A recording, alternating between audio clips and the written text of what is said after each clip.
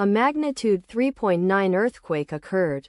Oaxaca, Mexico. 115 kilometers S of Oaxaca, Mexico, or 25 kilometers NNE of Puerto Escondido, Mexico. On Thursday, the 26th of June 2025, at 1 hour 32 minutes and 23 seconds local time.